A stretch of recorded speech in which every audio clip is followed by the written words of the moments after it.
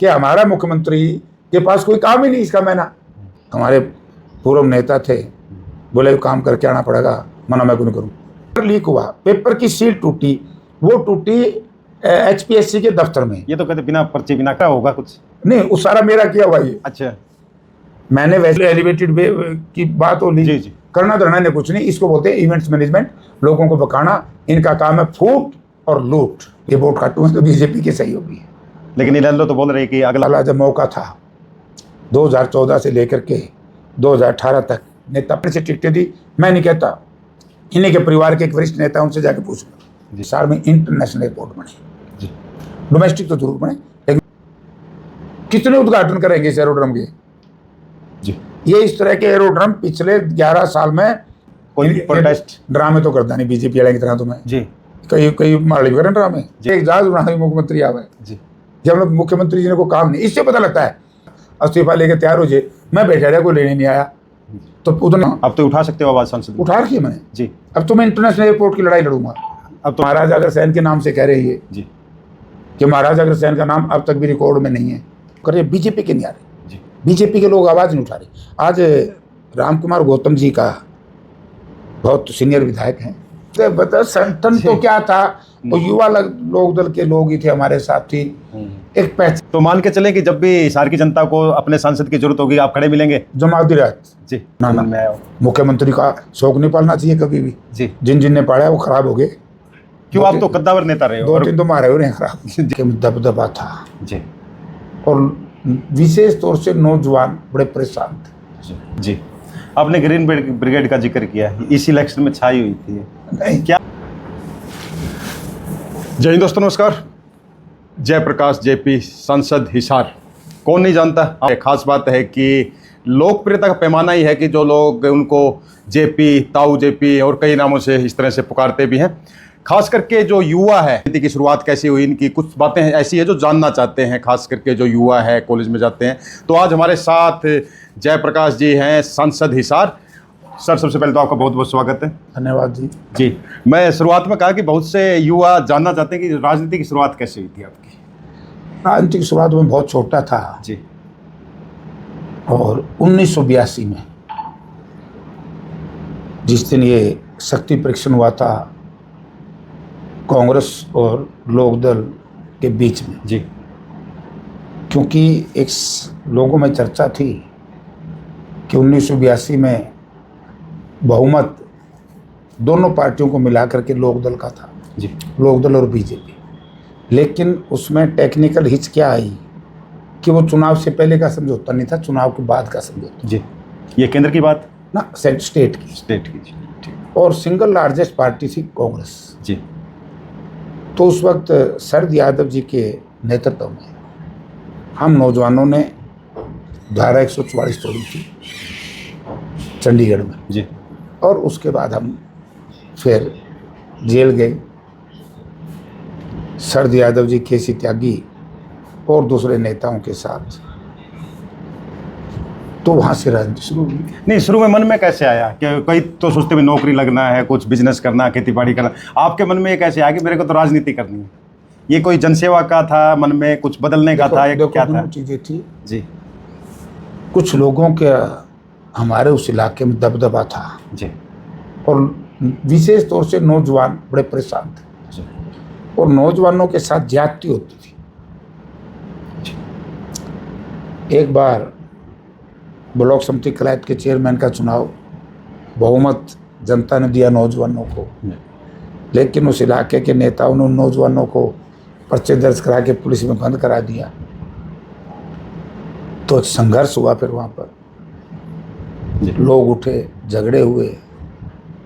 उसके बाद हम लोग फिर सारे नौजवान संगठित हो गए कलायत में। जी, तो फिर ब्लॉक समिति का चेयरमैन या लैंड मॉर्गेज बैंक का चेयरमैन या कोऑपरेटिव बैंक का चेयरमैन एक ही दो परिवार बनाते थे। जी, उनसे छुटकारा दिलाया तो फिर इंटरेस्ट बन गया, कुछ बदलने की हसरत थी।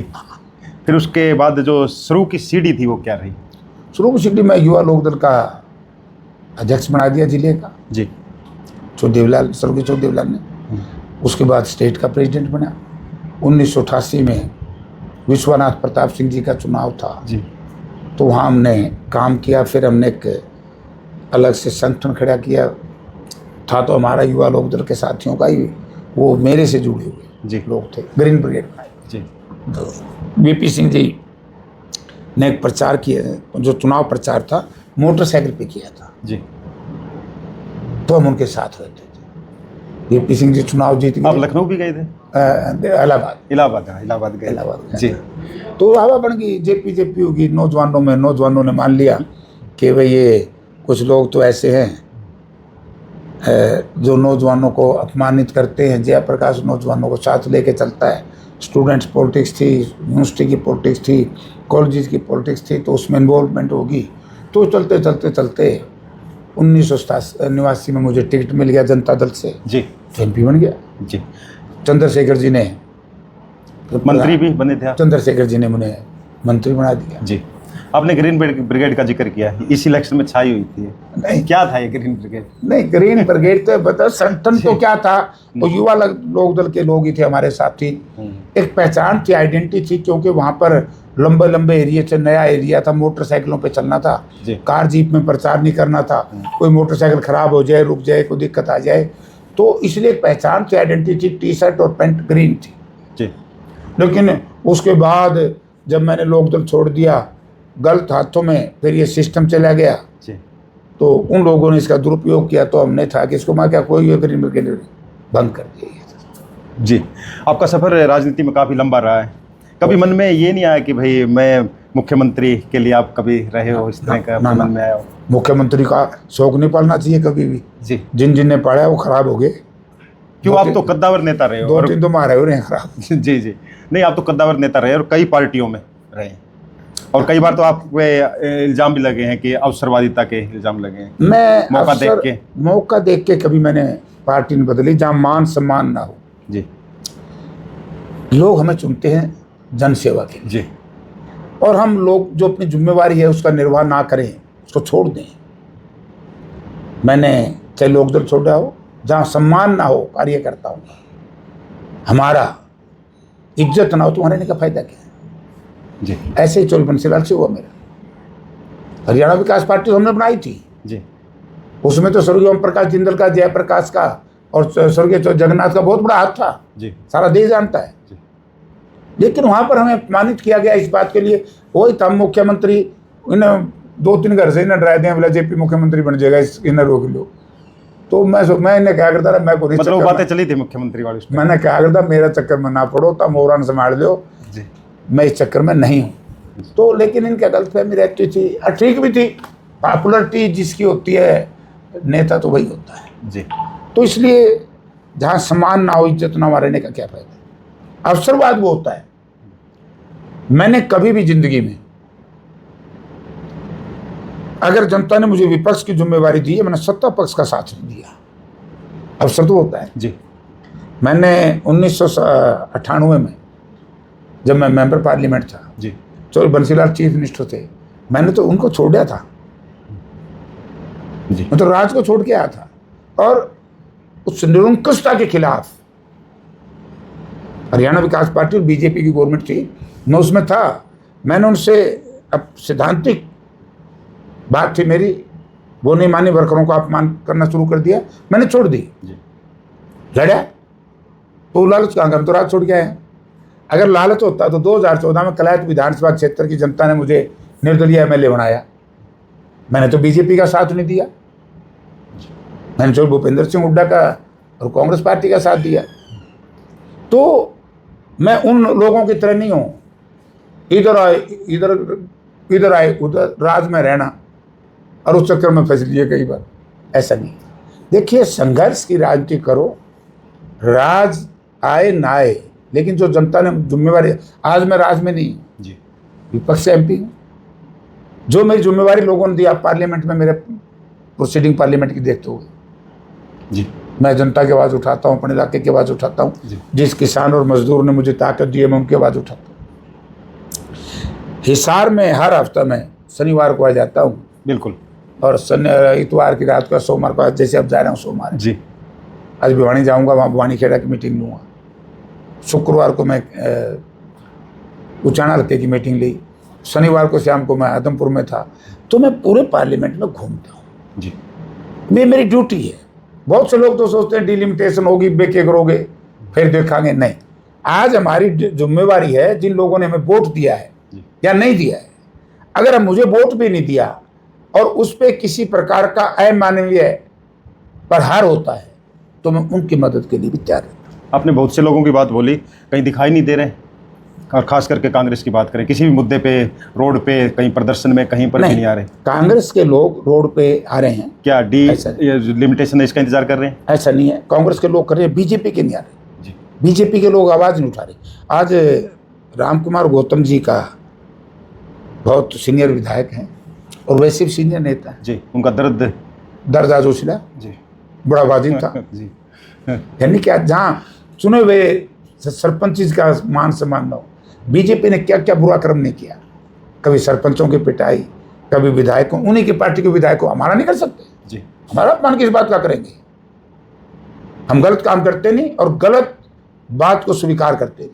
अब यहाँ गलत बात हुई थी ना हिसार में, जी एरोड्रोम का हवाई अड्डा बनाना बता रहे थे। हाँ, ये तो आप तो इस पे लगे हुए हैं तो मैंने तो सिद्ध कर दिया, शुरू से ही। मैंने सिद्ध कर दिया। जी और आज सुनकर के मुझे और दुख हुआ है, महाराजा अग्रसेन के नाम से कह रहे हैं जी कि महाराजा अग्रसेन का नाम अब तक भी रिकॉर्ड में नहीं है, हवाई अड्डे का नाम, एरोड्रोम का नाम। जी यह पहली बात तो है कि हमने इसको हवाई अड्डा कहना चाहिए। हवाई अड्डा नहीं है, एरोड्रोम है। आप हिसार सांसद हो, हाँ, आप तो उठा सकते हो आवाज़ सांसद में। उठा रखी है मैंने। जी, अब तो मैं इंटरनेशनल एयरपोर्ट की लड़ाई लड़ूंगा, अब तो लड़ेंगे। अब लड़ूंगा, जी क्योंकि बीजेपी ने झूठ बोला। बीजेपी की झूठ मैंने जनता के सामने सिद्ध कर दी। और मैं तो यहाँ तो इतना बड़ा कदम उठा दिया था, मैं इस्तीफा दे दूंगा। जी और बीजेपी के कई मंत्रियों ने, पूर्व मंत्रियों ने कहा भी था जयप्रकाश इस्तीफा लेके तैयार हो जाए। मैं बैठा रहा, कोई लेने नहीं आया। तो उन्होंने याद होगा, आप भी उसमें थे, बोला जी को इस्तीफा लेने नहीं आना, मैं ले रहा हूँ, आवागा कौन? क्योंकि इन्होंने झूठ बोली है। बीजेपी झूठ के ऊपर, फूट के ऊपर और प्रदेश की लूट बिगड़ मचा दिया। आज भ्रष्टाचार चरम सीमा पर है, कानून व्यवस्था की स्थिति चौपट हो चुकी है। गरीब के घर में 3 टाइम का खाना नहीं बनने की पोषण हो रही है। जी, बहुत गरीब आदमी के घर जाकर के देखो क्या हालत है। एक 2-3 चीज़ें व्यक्तिगत पूछना चाहूँगा। एक तो ये कि आपको हाजिर जवाबी के लिए जाना जाता है, सवाल पूछते हैं तो पहले ही जवाब तैयार रहता है आपके पास। तो ये मतलब 40 क्या साल हो इसका गए। कोई खास? देखिए, मैं फील्ड में काम करने वाला आदमी हूँ। जी 40 साल से, चाहे मैं MP रहा, MLA रहा, ना रहा, जी मैं हारने के बाद भी लोगों की सेवा में रहता हूँ। आदमपुर बाई इलेक्शन में मैं चुनाव हार गया था, लेकिन मैं वहाँ लगातार लोगों में रहा। तो जब लोगों में रहेंगे तो हमारी टिप्स पे रहती है फिर पॉलिटिक्स हर पार्टी की। जी। अब कई साथी पूछ लेते हैं मुझे, नहीं, कोई ये योगा वगैरह कुछ ऐसा करते हो क्या आप, जो इतना मतलब ये दिमाग जो ये योगा वाले तो बीजेपी वाले कराएं ड्रामा। जी ये योगा, ये एक्सरसाइज हमारी पुरानी पद्धति है, जी आज की नहीं है। और जब हम स्कूल में पढ़ते थे, एक पोस्ट होती थी, अब तो इनने वो खत्म कर दी, NDS। जी, वो क्या है? ये ड्रिल इंस्ट्रक्टर होते थे। जी जी जी, सवेरे पहला जो 45 मिनट है वो स्कूल में ड्रिल कराई जाती है, अनुशासन के लिए, अनुशासन के लिए और शरीर को खोलने के लिए, जी। ताकि बच्चा सारा दिन पर उसका दिमाग फ्रेश रहे जी जी। और फिजिकल शारीरिक तौर से वो सही रहे। तो उस टाइम से थी। अब कुछ भी योगा करेंगे, योगा, अरे भाई योगा सब करते हैं, सब ने जरूरत है। जी। नहीं, आपकी एक खासियत बताते हैं कि आप नाम याद रखते वर्कर का, वर्कर का याद रखना चाहिए। बोला जिससे मिल लेते नाम याद हो जाता है आपको, ये तो यादाश्त। जी। इसके कोई खास रहस्य है क्या? मैं नहीं, जानना ऐसे- चाह रहा हूँ कैमरे पे। ये जो जितनी ज्यादा पब्लिक डीलिंग करेंगे, जी जितनी ज्यादा लोगों में रहेंगे, उतनी ही यादाश्त फ्रेश हो जाएगी, बढ़ेगी हमारी। जी। अगर एक आदमी को एक दिन मिलेंगे नहीं तो फिर कहाँ से यादाश्त रहेगी? और दूसरा देखने में आता है कि कोई भी कोई समारोह प्रोग्राम है, चप्पलों में भी चले जाते हैं, ऐसे भी चले जाते हैं नॉर्मली। ड्रेस कोड थोड़ा ये है। जी। ड्रेस कोड तो देखो क्या है, नहीं, ये कोई अनुसरण करते हैं किसी नेता का? ना, मैं किसी का नहीं करता, मैं तो अपनी मर्जी से चले जाता। जी। कहीं बिहार में जैसे लालू जी हैं, उस तरह का कोई ऐसा? ना ना ना ना, मैं तो शुरू से ऐसा रहा। शुरू से। जी। मौजूदा सरकार काम जीरो। जी, क्या लग रहा है? मैं क्या, राम कुमार मुख्यमंत्री आ रहे हैं आज? राम कुमार गौतम जी से पूछ लो, मुख्यमंत्री सार आ रहे हैं आज? वीर साहब से पूछ लो, जी मुख्यमंत्री जी से अरे यार एक जहाज उड़ाना मुख्यमंत्री आवे। जी। जब लोग मुख्यमंत्री जी ने कोई काम नहीं, इससे पता लगता है कि हमारा मुख्यमंत्री के पास कोई काम ही नहीं इसका मैना। कितने उद्घाटन करेंगे इस एरोड्रम के? जी ये इस तरह के एरोड्रम पिछले 11 साल में 92 में बने हैं। 92 ये 92 में था, और 92 में से पता कर लेना 2 ही शुरू हुए ढंगसर के, 90 फेल हो गए। कांग्रेस का संगठन पे बातें चल रही है, जल्द से जल्द बनाने के लिए बोल बहुत रहे हैं। जल्दी तैयारी है। जी यहाँ भी हमारे ऑब्जर्वर साहब और उनके सहयोगी आ रहे हैं 11 तारीख को। जी तो हल्के हल्के में जाएंगे, पूछेंगे लोगों से, राय शुमारी करेंगे। क्या लग रहा है बहुत अच्छा लग रहा है। जो आपस में गुटबाजी है, कोई मनमुटाव गुटबाजी है? नहीं है, जी कोई गुटबाजी नहीं है, सबको पता है, जनता सब जानती है। देखिए, कोई हो, जयप्रकाश हो, कोई और हो, किसी भी नेता ने अपना चेहरा शीशे में नहीं देखना चाहिए। जी हमारा आईना जनता है। जब मैं यहाँ से बाहर निकलूंगा, अगर जनता के चेहरे पे स्माइल होगी, पर्सन होगा उसका चेहरा खुश, तो ये समझो जेपी ठीक से। और मैं कितना ही तैयारी करके भी जूँ और जनता ने त्योड़ी चढ़ाई दी, जी तो कितना सुथरा लगता हूँ शीशे में, तो जनता की त्योड़ी चढ़ी, मेरा काम बिगड़ गया। वो तो सही सांसद महोदय, लेकिन तो लोग जाने हैं जी कौन नेता कहाँ है, कौन क्या है। किसी भी नेता ने अपने मियाँ मिट्टू होने की जरूरत नहीं होती, जनता फैसला करती है और जनता सब जानती है। आप हिसार में देखा होगा, क्राइम बढ़ रहा है, नशा बढ़ रहा है, कहीं पर भी मतलब आप हिसार का सांसद होने के नाते दिखाई नहीं दे रहे। कहीं सीवरेज ब्लॉक है, कहीं आप जाते नहीं हैं कहीं पर, या खाली यहाँ पर आ गए, एक दिन बैठ लिए, ग्राउंड में उतरने का है इरादा? और कर देता हूँ, कहीं दिखाई नहीं दिए कर जाऊँ कोई प्रोटेस्ट? ड्रामे तो करता नहीं बीजेपी वाले की तरह। तो मैं जी कई कई मार भी करें ड्रामे, जी मान के एक कसी लेके खड़े हो जाए, वो दाती लेके खड़े हो जाए, ये ड्रामे। जरूरत नहीं है आपको। जी रचनात्मक काम करो। अब मुझे अगर सारा दिन कसी का काम कराओ, मेरे से नहीं होगा। जी उन दोनों पे भी कोई नहीं, मैं स्पष्ट कह दी हूँ। कैमरे के सामने तो कर लोगे? ना ना, मैं आज तक नहीं कराया, अच्छा मैं नहीं करता। जी मैंने तो एक बार एक हमारे पूर्व नेता थे, बोले काम करके आना पड़ेगा, मना मैं को नहीं करूँ, मैं को नहीं करूँ। जी मेरी जिम्मेवारी जो लोगों ने दी मैं निभाता हूँ। आज से 10 दिन पहले मीटिंग थी कारपोरेशन की, जी जो सीवरेज की बातें और बातें कारपोरेशन के दफ्तर में जा करके देखो। शायद मैं पहला एमपी हूँ जो कारपोरेशन की मीटिंग लेता हूँ। वहाँ सीवरेज, वाटर सप्लाई, सड़कें, जी बिजली, हर चीज़ आती है। उन मीटिंगों में मैं जाता हूँ। आप तो एयरपोर्ट पे जाने की भी कह रहे थे। एयरपोर्ट पे मैं जा रहा था, दफ्तर तो बना दिया है मेरा, लेकिन उस वक्त फिर फौज ने ले लिया। जी हम फौज का सम्मान करते हैं, हम फौज के शौर्य को सलूट करते हैं, जी लेकिन जिस तरीके का आपकी बार मेरा मन खट्टा हो गया कि लोग जो चाहते थे वो बात हुई नहीं, जी कहीं न कहीं कमी रही, और उस कमी की वजह से बीजेपी परेशान होगी। परेशान है बीजेपी के जी। लोग। वरना आप देखिए, मुख्यमंत्री जी आज भी उड़ा रहे हैं, 4-5 दिन पहले भी यहीं थे, कल परसों एक और जगह जाएंगे, कहाँ कहाँ क्यों। भाई मुख्यमंत्री जी के ने डेवलपमेंट के काम करने चाहिए। HRDF की ग्रांट पिछले 2 साल से किसी गांव में नहीं गई, ये बड़ी बुरी बात जी। है। गांव का विकास कैसे? ये तो कह रहे हैं काम हो रहे हैं। कहाँ हो रहे? चल मेरे जी आप जरूर देखो कि बोला कि इतनी योजनाएं चल रही है, इतने रोड बना रहे हैं। काम होते हैं। ये रोड बनाई थी नहीं, गाड़ी चलने तो पहले पैट गई, फटी ना। जी और हमने तो, हमारी PSC की मीटिंग थी तो आपने उठाई आवाज? दिल्ली में, और हमने NHAI के अधिकारियों के सामने बात उठाई जी कि देखिए 20-20, 30-30% माइनस में ठेके छोड़ते हैं। जब आपका 30% माइनस में ठेका छूटेगा, और भ्रष्टाचार तो है इस सरकार में, बुरा हाल है भ्रष्टाचार का। तो जी खर्चा तो 50% भी नहीं हो रहा, तो उससे क्वालिटी डाउन होगी। जी क्वालिटी डाउन होगी तो जनता को नुकसान होगा, उसकी भरपाई तो जनता टैक्स के रूप में करती है। तो हम इसके खिलाफ हैं। आज तो इतना बुरा हाल है, भ्रष्टाचार, बेरोजगारी। अब एक बात देखो, बात करते हैं बड़ी बड़ी बीजेपी के लोग। आज मुख्यमंत्री जी ने भी एक जगह कह रखा है, देखिए HPSC में असिस्टेंट प्रोफेसर के एग्जाम शुरू हुए हैं, स्क्रीनिंग टेस्ट, जी उन्हीं के पेपर लीक हो गए। मैं कहना भाई, पेपर लीक हुआ, पेपर की सील टूटी, वो टूटी HPSC के दफ्तर में। ये तो कहते बिना पर्ची बिना खर्च। लापरवाही था ना, HPSC के दफ्तर में सील टूटी। जी। शायद हिंदी का या पोल साइंस का है या हिंदी का है शायद। बच्चों ने आवाज़ उठाई, फिर ये आके सारे में सील टूटी पाई। तो ये सील टूटते बिना पीछे टूटेगे। और इसकी जिम्मेवारी किसकी है? एचपीएससी के चेयरमैन की। ना तो आज तक एचपीएससी के चेयरमैन के खिलाफ कोई पर्चा दर्ज हुआ, ना एचपीएससी के सेक्रेटरी के खिलाफ कोई पर्चा दर्ज हुआ। दो ही व्यक्ति जिम्मेवार हैं। जब तक सरकार ईमानदारी, तो जब बात करनी चाहिए माननीय मुख्यमंत्री जी ने, पहले अपना घर संभालो। भ्रष्टाचार जी। ये क्यों हो रहा है? एचपीएससी के दफ्तर में 3-3 करोड़ रुपए कैश मिल गए और फिर भी क्यों है? अब भाई एक लोक लाज से चलता है जी। जिस लोक राज में लाज ना हो, आज लाज नहीं है। जहाँ लाज उतर गई, बोला जिसकी उतर गई लोही क्या करेगा कोई? इनकी लोही उतर रही है, हिसार को जाम से कुछ भी कह दे। हिसार को जाम से मुक्ति दिलाने के लिए कमेटी बनी।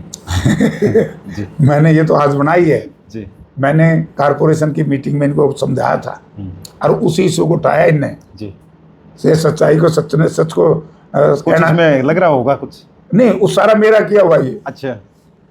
मैंने वैसे तो 1998 में जी। जब जब हिसार को नहीं सॉरी 2008 में जी। हिसार काउंटर मैग्नेट टाउन बनवाया था, तो उस वक्त हमने एक प्रपोजल तैयार कराई थी। 2006 में शायद, मुझे याद है डेट नहीं, हुड्डा साहब चीफ मिनिस्टर बन के आए थे, जी। एलिवेटेड वे की घोषणा कराई थी। इतना निकम्मापन है इस सरकार ने। 2006 का पुल मंजूर हुआ, ईब जाके बना ये जिंदल चौक वाला, कितने साल बाद बने, और कहते हैं गुड गवर्नेंस। क्या है गुड गवर्नेंस? जी। उस वक्त मैं एमपी था, तो हमने कहा था भाई भारत सरकार पैसे देगी, सारा काउंटर मैग्नेट टाउन बन गया, तो इसके लिए सारी बिजली की तारें, सारे पोल फ्री कर दो, जी। अंडरग्राउंड तारें बिछा दो, 6 फुट सड़क खुल जाएगी, जी। मिनिमम 6 फुट और 8 फुट तक खुल जाएगी, तो ये जाम फ्री हो जाएगा। जब तक सीवरेज की लाइन शिफ्ट नहीं करोगे, वाटर सप्लाई की लाइन शिफ्ट नहीं करोगे, बिजली अंडरग्राउंड नहीं बनाओगे, तब तक एलिवेटेड वे कैसे बनाओगे? तो सबसे पहले जरूरी है ये तो बहुत जरूरी है जी। नीचे को सीवरेज भी चल रहा है, नीचे को पाइपलाइन भी चल रही है, अब तो टेलीफोन की तारें भी काफ़ी नीचे को होगी अंडरग्राउंड जी। तो ये चीज़ें हैं। अब इससे पहले दुष्यंत सिंह थे जब पीडब्ल्यू मिनिस्टर, वो कहते थे कि हमने तो डीएनआईटी भी तैयार करा दी। जब पहले इस सरकार ने 2024 से पहले इसी जेजेपी बीजेपी गठबंधन ने डीएनआईटी बना दी थी, तो उसको क्यों नहीं चालू करा दे, आगे बढ़ा दे भाई। ये 6-7 एरोड्रम के उद्घाटन कर लिए, 6 बार इसकी एलिवेटेड वे की बात हो ली। जी, जी। करना धरना ने कुछ नहीं, इसको बोलते हैं इवेंट्स मैनेजमेंट, लोगों को बकाना। इनका काम है फूट और लूट। दुष्यंत चौटाला का आपने जिक्र किया, संगठन बना रहे हैं, पार्टी को पुनः खड़ी करने की कोशिश कर रहे हैं। वो तो बीजेपी की उस पे है जी। लोकदल हो चाहे बीजेपी हो, ये वोट काटू है तो बीजेपी के सहयोगी है। लेकिन इनेलो तो बोल रहे हैं कि अगला ऑप्शन ही इनेलो है। हाँ ठीक बात है। जी। बोला कांग्रेस पे की तरफ मत देखो। इनका अनुभव जो है इनेलो का बहुत खट्टा रहा है। अभय सिंह चौटाला जब मौका था 2014 से लेकर के 2018 तक नेता प्रतिपक्ष रहे, इन्होंने कभी नेता प्रतिपक्ष की जिम्मेवारी नहीं निभाई, बल्कि ये तो हुड्डा साहब को गिरफ्तार कर लो बस। मतलब विपक्ष को जो प्रोटेक्ट करना था उसकी बजाय विपक्ष के खिलाफ बोलते रहे, अपना गुंबे के खिलाफ बोलते रहे, अपना घर में खिलाफ बोलते रहे, फिर तार होगी ना पार्टी। कौन विश्वास करेगा इस पार्टी पे? सबको पता है 2024 के लोकसभा के चुनाव में ओपन इन्होंने बीजेपी को सपोर्ट किया, 2024 के विधानसभा के चुनाव में इन्हें बीजेपी के कहने से टिकटें दी। मैं नहीं कहता, इन्हीं के परिवार के एक वरिष्ठ नेता, उनसे जाके पूछ लो। जी। ये तो बीजेपी के लिए काम करते हैं, ये तो वही काम करते हैं। देख कमाल की चीज़ है, ये उनके भी किमें लागे हैं। जिस दिन हमारा नया वाराबंदी शुरू होनी थी SYS भाखड़ा डैम की, जी। पानी छूट लिया सवेरे 7 बजे और ज्ञापन देवे गवर्नर साहब ने 2 बजे। बोला जी ये पानी नहीं छूटा ना 25 तारीख तक, पानी किसने छूट लिया? जानकारी नहीं थी। तो सोच लो भी नहीं किसे ही है। जी। किस नेता से आप प्रभावित रहे हैं, पुराना हो या नया? देखो अलग अलग समय पर अलग अलग नेताओं से प्रभावित हो। जी। हर नेता का काम करने का अपना अपना टेम्परामेंट है, जी। अपना अपना तरीका है। आज की जो अलाइव लीडरशिप है, जी। इसमें सबसे बेस्ट चौधरी भूपेंद्र सिंह हुड्डा है। अगर केंद्र की बात करें तो केंद्र में तो अब सामने राहुल जी है, जी आप कहना चाहो कि राहुल जी क्यों हैं? राहुल जी दृढ़ निश्चय के आदमी हैं। जी इस देश को दृढ़ निश्चय, दृढ़ संकल्प वाला व्यक्ति ही बढ़िया तरीके से चला सकता है। राहुल जी ने एक लक्ष्य निर्धारित किया कि मैं जब तक जाति की जनगणना नहीं होगी मेरे संघर्ष जारी रहेगा। मनवाया ना सरकार से, जी क्योंकि राहुल जी के नसों में वो खून है जिसने देश की एकता और अखंडता के लिए अपने प्राण न्यौछावर कर दिए। इनकी दादी स्वर्गीय इंदिरा जी ने, इनके पिताजी ने स्वर्गीय राजीव गांधी जी ने प्रधानमंत्री होते हुए प्राण न्यौछावर किए। मुझे दुख है जब कुछ लोग इस तरह की छोटी बात कह देते इस परिवार के लिए। जब ये ऑपरेशन में फिर डिस्टर्ब हो गए ना, ऑपरेशन सिंदूर को, जी हाँ, मैं जानना चाह रहा था उसके बारे में। फेल हो गए या असफल हो गए या क्या है, मैं इस पर नहीं बोलना चाहता, क्योंकि हमारा इससे एक्सटर्नल सिस्टम भी जुड़ा हुआ है जी और देश की एकता अखंडता के लिए हम सब एक है। और इतना बढ़िया निर्णय राहुल जी ने लिया था कि भाई सरकार का साथ दिया था और ये कह दिया था भाई सही समय पर सही फैसला लो, देश और विपक्ष आपके साथ खड़े हैं। संसदीय डेलीगेशन भी गया था विदेशों में और आपके अरे जे इंदिरा जी वाला काम कर देते जान की लोड़े कौन थी। जी जैसे इंदिरा जी ने, उसमें तो आपके जो सांसद हैं पूरा बोल रहे हैं कि भाई बाहर जाके ऐसे बोलना चाहिए। अच्छा जी कोई बुरी बात नहीं है। जी हम बोलेंगे या आप बोलोगे या वो बोलेंगे, उसका प्लेटफॉर्म है पार्लियामेंट। जी पार्लियामेंट का सेशन बुलाना चाहिए, स्पेशल सेशन, उसमें सारी बातें खुल जाती, अच्छा होता है। ठीक है, हिसार सांसद है, हिसार के लिए क्या कुछ सोच रहे हैं? देखिए पहले तो अब एक इशू है हमारे सामने, जी इंटरनेशनल एयरपोर्ट जो ये सरकार बनाने में असफल रही।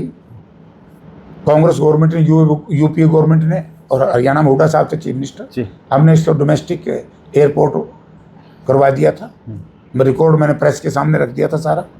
2013 में चिट्ठी चुट्ठी सारी जी पत्र व्यवहार जो हुआ आपस में सारा कर दिया था। अब मैं प्रयास करूंगा कि हिसार में इंटरनेशनल एयरपोर्ट बने। जी डोमेस्टिक तो जरूर बने, लेकिन कोशिश करूँगा इंटरनेशनल। उसके लिए धरना प्रदर्शन भी करोगे? यहाँ जरूरत नहीं होती, पार्लियामेंट में आवाज़ उठाएंगे? पक्की जी 200%। जी बाकी हिसार की जनता को क्या कहेंगे? हिसार की जनता से मैं नम्रतापूर्वक एक ही निवेदन करूंगा, ये हरियाणा सरकार अपने हर काम में असफल हो चुकी है। अपनी भी असफलता और विफलताओं को छुपाने के लिए दूसरों को आरोपित करने का काम करते हैं। कभी कांग्रेस के संगठन के बारे में चर्चा करते हैं और खुद को देखते नहीं। अरे कांग्रेस संगठन अपने आप बना लेगी, तुम पहले अपना स्टेट प्रेसिडेंट तो चुन लो। जी भ्रष्टाचार को तो रोक लो, अपराध को तो रोक लो। आज अपराध की रेशो क्या है, बेरोजगारी को तो रोक लो। सारी दूसरे स्टेटों से ले आकर के यहाँ भर्तियाँ शुरू कर दी। हमारा नौजवान कहाँ जाएगा? जी हमारा दुकानदार कहाँ जाएगा? अमेजोन, फलाना जोन, किस किस के नाम लूँ, एक को कार्ड फिल्प आ गया, पता नहीं किस सौदा लिया है भारत है। हमारा दुकानदार कहाँ जाएगा? उसका माड़ ही नहीं बिकेगा। 6-6 लाख रुपये एक शोरूम का किराया है और बिजली का बिल, मुलाजमा खर्चा, बोनी तक नहीं होती। किसान की बुरी हालत, किसान को उपज का दाम नहीं मिलता। झूठ बोली सरकार ने कि हम एमएसपी देंगे और एमएसपी गेहूं पे एमएसपी से ज़्यादा बिक रही थी, नहीं बिकने दी। उसके बाद पेमेंट क्या हम 48 घंटे में देंगे, एक महीना तक पेमेंट नहीं दी। बुरा हाल है सरकार का। बारिश से पहले सीवरेज व्यवस्था चरमराई हुई है, बुरा हाल हो रहा है। तो छोड़ यार, तो चर्चा ना करे सरकार की। जी तो मान के चलें कि जब भी हिसार की जनता को अपने सांसद की जरूरत होगी आप खड़े मिलेंगे? जमा आधी रात। जी आधी रात। धन्यवाद आपका बहुत बहुत।